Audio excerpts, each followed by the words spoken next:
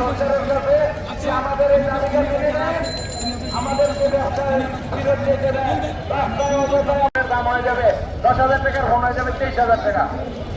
তখন ওই সাধারণ জনগণ একটা নেব। আমরা তো ভাই একটা দোকানের ভাড়া, তারপরে হিসাব খরচ সব মিলে আমরা 100 টাকা লাভ করি একটা ফোনে, সর্বোচ্চ ট্যাক্স। এটা তো কোনো দেশেই সম্ভব না। আলোচনা করে আমাদের